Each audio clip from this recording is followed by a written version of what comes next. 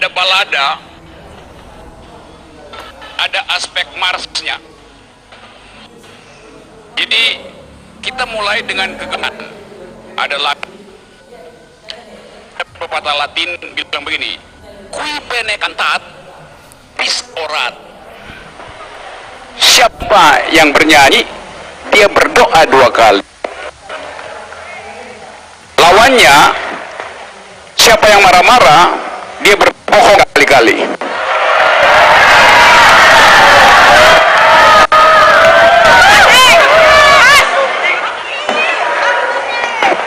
Ini temanya nih, Bulungan bersama Indonesia menang. Bulungan ya, bukan Bulukan. Yang di sana Bulukan. Sampai Bulukan nunggu elektabilitas naik malah nyungsep.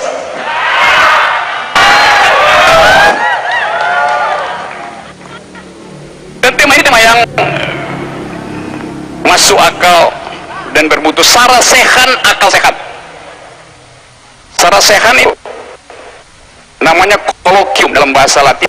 Kolokium artinya lokium, berbicara supaya ada percakapan. Itu namanya kolokium. Jadi kita memilih, saudara-saudara memilih memang betul-betul basis dari demokrasi. Demokrasi adalah bercakap-cakap dengan argumen. Jadi tepat sekali, sarasehan akal sehat. Bandingkan dengan beberapa minggu lalu di Semarang, temanya adalah apel kebangsaan. Apel itu satu arah, tidak ada percakapan dalam apel. Jadi dalam memilih literasi aja, saudara-saudara sudah menang. Kita ingin Indonesia menang. Yang sana temanya apa? Indonesia maju. Maju artinya masuk jurang.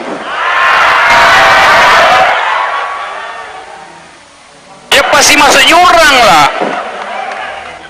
Ya kalau rantai sepeda putus ya masuk jurang.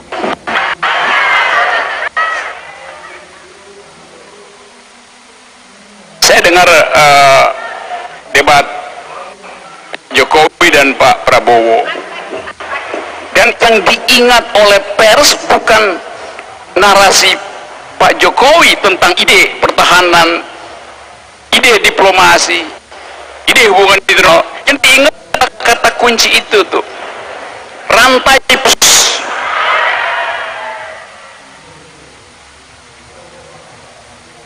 Itu kalau orang pernah belajar sedikit filsafat Jawa, itu aneh, butuh itu. Ya artinya berhenti memang. Atau Jawanya apa tuh? Kehilangan pulau, gak lagi di situ. Itu hilang, keranning sudah pergi, tidak lagi karena hanya begitu. Pernah belajar bahasa Jawa loh. Jadi kita di sini ada kegembiraan karena sudah menang. Orang yang sudah menang pasti bergembira. Orang yang sedang menonton kekalahannya sendiri pasti cemas terus-menerus. Dan itu yang terjadi hari ini. Tadi saya katakan bahwa cara kita memilih tema sarasehan artinya bercakap-cakap. Yang di sana memilih apel siaga. Apel artinya berdiri tegak dan tidak boleh bercakap-cakap, tunggu perintah. Itu bukan demokrasi itu. Itu bukan politik itu. Demokrasi adalah percakapan. Itu intinya.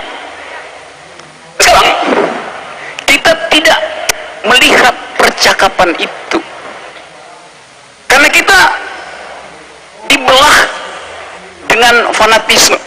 Yang ada hari ini bukan percakapan tapi ketakutan. Literasi negara adalah khilafah versus Pancasila. Itu kedunguan macam apa yang bisa menghasilkan literasi semacam itu? Jadi tiap hari kita lihat kedunguan dipamerkan justru oleh negara. Di Jawa Timur saya mondar-mandir ada baliho besar-besar tulisannya, kami rakyat Jokowi. Loh, itu seharusnya Bawaslu turunkan baliho itu. Karena itu baliho yang memecah belah bangsa. Karena rakyat adalah dasar fondasi dari republik. Rakyat usianya abadi 1000 tahun.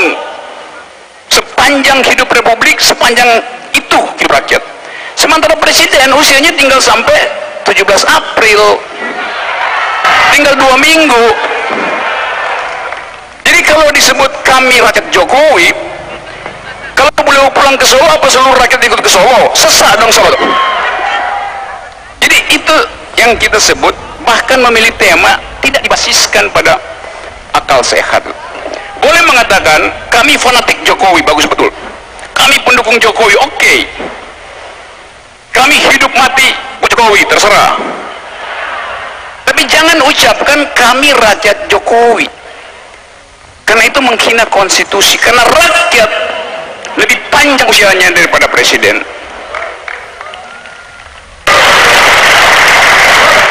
Itu penyebabnya. Yang kedua, tadi saya baca di koran, Kumparan kalau nggak salah, bahwa Kapolsek yang kemarin memberitakan akal sehat, sekarang dia tarik lagi akal sehatnya. Dia bilang bahwa dia dalam keadaan tidak sadar, sehingga yang diucapkan itu tidak perlu diperhatikan. Bagaimana mungkin pejabat hukum ada dalam keadaan tidak sadar sehingga harus meralat sendiri? Analisa saya, atau dia ditekan atau memang dia berbohong. Tetapi apapun yang terjadi, literasinya udah beredar bahwa aparat tidak netral. Jadi dari awal publik akan masuk ke kotak suara dengan kecemasan bahwa percuma dia nyolong, percuma dia nyoblos, karena dia tahu dia akan dicurangi. Jadi dari awal kita tahu bahwa di istana sekarang yang terjadi bukan memperhatikan kesejahteraan rakyat, tapi merencanakan kecurangan. Hipotesis itu mesti kita terangkan, karena ada urut-urutan peristiwa, mulai dengan memobilisasi sipil, pegawai negeri sipil, memobilisasi aparat desa segala macam. Kan itu peristiwa yang ada di depan mata kita sehari-hari. Kemarin di Makassar ada perintah, saya dengar bahwa seluruh gang di kota Makassar disebut sebagai gang Nasdem, lorong Nasdem, hanya karena wali kotanya nyari suaka di Nasdem karena soal-soal hukum itu. Jaksa Agung bermarkas. Tapi kemudian orang jengkel, kenapa mesti lorong Nasdem? Akibatnya Muhammad keluar, dia copot lorong Nasdem, dia terus ini lorong nenek gue, ini lorong nenek kami, dalam bahasa. Jadi ada pemberontakan diam-diam tuh. Jadi Anda lihat bahwa perencanaan kecurangan itu sistematis. Saya dapat berita terakhir bahwa nanti dalam minggu ini semua BUMN diharuskan untuk ulang tahun agar supaya dana CSR bisa keluar untuk kepentingan politik petahana. Jadi ada yang ulang tahunnya nanti setelah pemilu dipercepat, disuruh percepat ulang tahun supaya ada dana keluar dari BUMN. Ada itu badan usaha milik negara, bukan badan usaha Mukidi Ngaciro.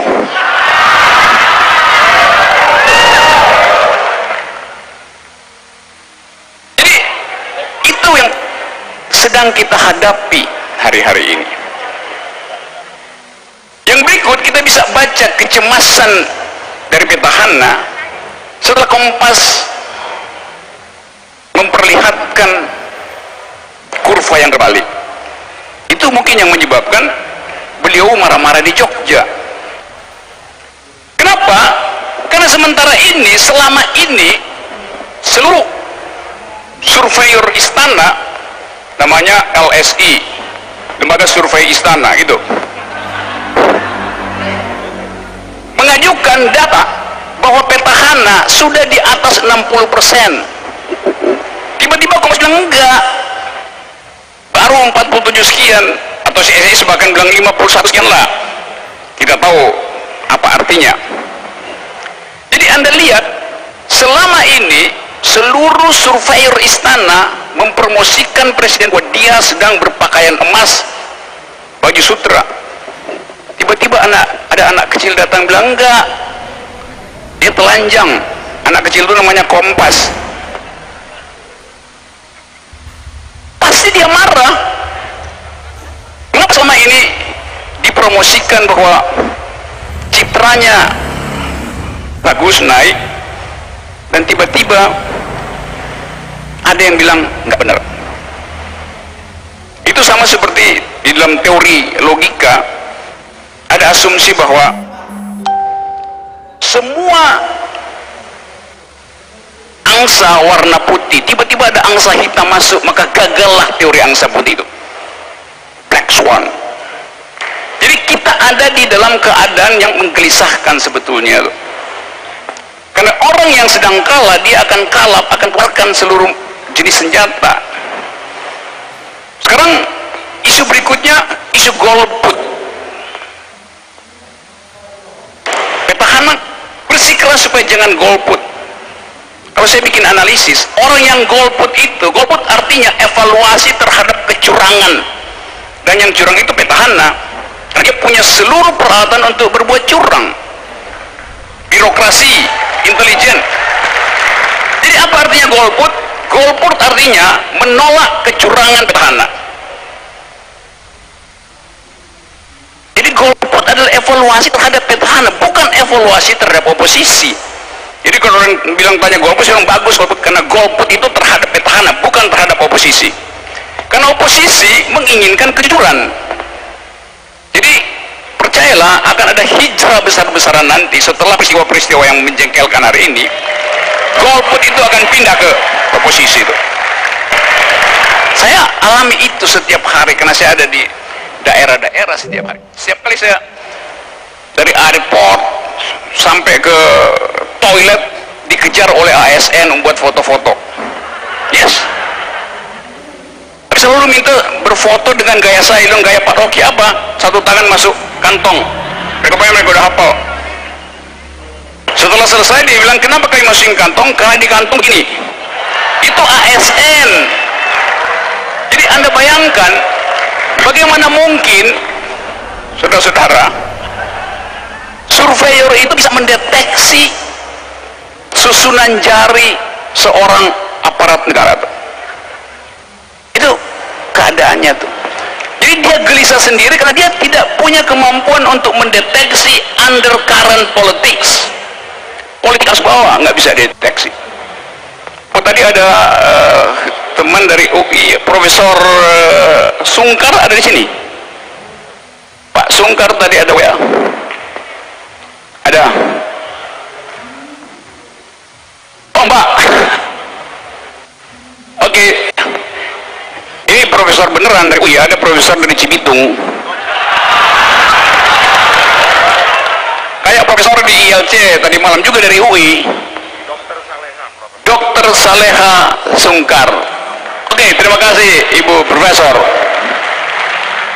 Macam-macam, ada yang pintar, ada yang dungu juga. Yang ILC kemarin itu, ya udahlah itu kelas di bawah, karena sebetulnya saya membuli yang bersangkutan dengan cara yang lebih jorok, tapi saya tahan.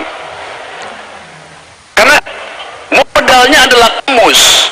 Soal hoax kemarin, dia ngotot bahwa itu artinya buruk karena dasarnya hokus. Ya benar, di kamus hokus. Tapi seandainya saya jahil, saya bilang, Anda kan profesor, siapa namanya? Renal Kasali. Kalau dipresetin Renal Kasali rendah sekali. Rendah karena pengetahuannya hanya tentang kamus. Hoax artinya lihat kamus hoax. Dia profesor manajemen. Kalau saya bilang, Anda tahu nggak manajemen bahasa Latinnya apa dasarnya? Manus. Manus artinya menangani, pakai tangan. Manus artinya tangan. Jadi manajemen menangani. manus. Dari kata manus juga timbul istilah manipulasi. Kata dasarnya sama. Manipulatif artinya pakai tangan kotor. Jadi saya bisa bilang, oh kalau begitu Anda profesor di bidang manipulasi itu. Kan begitu logikanya kan? Karena orang nggak tahu konteks genealogi dari kata hoax itu. Ada dokter di dalam kedokteran, kata manus juga itu dasar dari kata masturbasi, tangan namanya. Ya, manipulasi, masturbasi menjadi, wah Anda profesor masturbasi. Kan etimologinya begitu kan? Kayaknya orang yang hanya bisa baca kamus, nggak baca buku itu dasarnya tuh. Jadi kita ingin agar supaya Indonesia tumbuh kembali dengan akal pikiran, dengan kemampuan untuk menghasilkan argumentasi. Nah, teman-teman di sini saya gembira karena kita berhadapan dalam satu forum yang memungkinkan kita saling bertengkar dengan kekuatan pikiran. Anda di sini disebut sebagai relawan karena Anda rela untuk datang di sini tanpa nasi bungkus, bawa sendiri namanya itu. Itu bedanya kan? Itu namanya relawan. Jadi demokrasi harus didukung oleh para relawan yang rela memberi sel pada kandidat. Di Amerika begitu, yang saya relawan Obama, this is my share, $1. Tapi jelas itu relawan artinya rela memberi untuk mendukungnya. Kalau di sini terbalik, relawan artinya tunggu diangkut bis dengan nasi bungkus. Kacau itu. Karena itu wajahnya tidak otentik sebagai relawan. Karena tergantung pada jumlah nasi bungkus yang tersedia. Nah, kita ingin ubah keadaan itu supaya kita bisa kembalikan pengertian demokrasi sebagai percakapan akal pikiran. Berkali-kali saya terangkan di mana-mana bahwa demokrasi itu bukan pemerintahan rakyat oleh rakyat untuk rakyat. Demokrasi itu adalah a government of reason through the government by the people. Jadi pemerintahan akal melalui pemerintahan orang, itu maksudnya. Nah, kita karena arogansi, kekuasaan itu mengeluarkan segala macam teknik untuk mempertahankan imunitasnya. Padahal kita tahu bahwa pada batas tertentu selnya udah mati, sel kekuasaan udah mati, udah rusak. Dalam ilmu kedokteran, saya minta dikoreksi kalau kurang, saya bisa jarang salah sih. Kalau kita belajar sedikit ilmu kedokteran, ilmu sel itu cerdas. Tuhan alam memberi kemampuan pada sel untuk mengukur kapasitasnya sendiri. Jadi kalau selnya sakit, sel itu akan bunuh diri. Namanya apoptosi. Sel bunuh diri agar supaya sel di sekitarnya tidak ikut rusak. Yang ketiga namanya turun kalau udah ngaco. Itu namanya sel yang berakal sehat. Dia akan bunuh diri, dia akan apoptosi. Sebaliknya kalau sel itu kurang ajar, dia metastasi, lalu dia bikin seluruh sel di sekitarnya ikut membusuk. Yang terjadi hari ini, ada sel yang kurang ajar karena udah tahu nggak mampu, tapi berusaha untuk mencitrakan diri sebagai mampu tuh.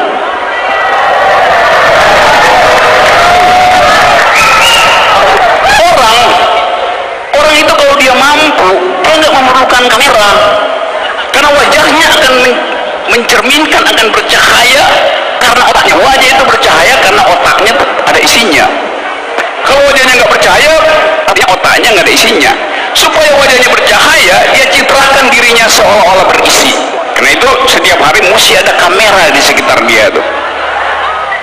Jadi begitu keadaan kita hari ini.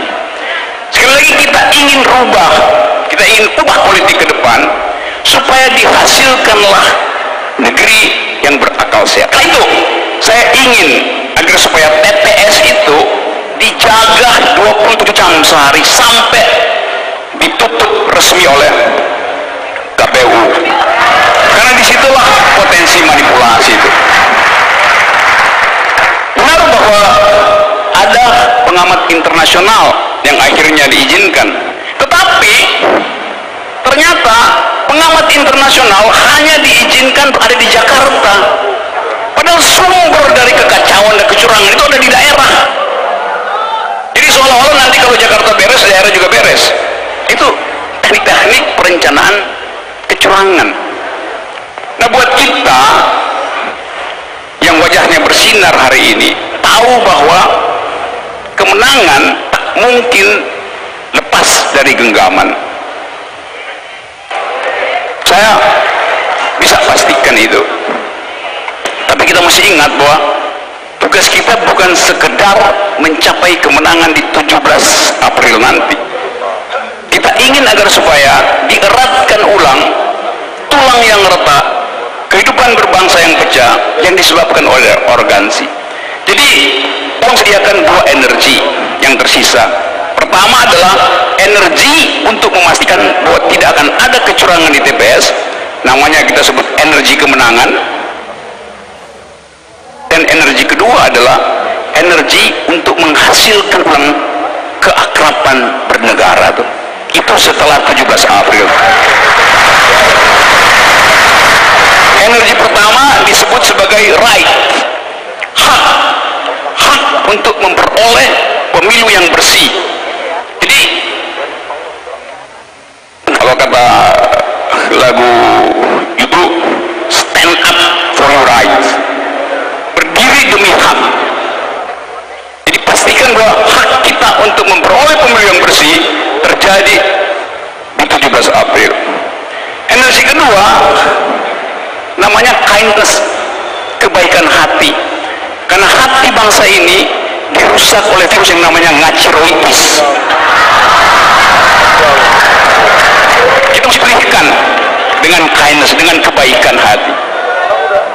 Ada pepatah mengatakan, kindness is a language which the deaf can hear and the blind can read. Kebaikan itu adalah bahasa yang bisa didengar oleh orang tuli dan bisa dibaca oleh orang buta itu. Saya ingin agar supaya dua energi itu tersedia sejak hari ini. Yang satu adalah menghasilkan kemenangan, yang kedua adalah mengembalikan hati nurani bangsa. Terima kasih. Oke, sekaligus saya minta izin pamit karena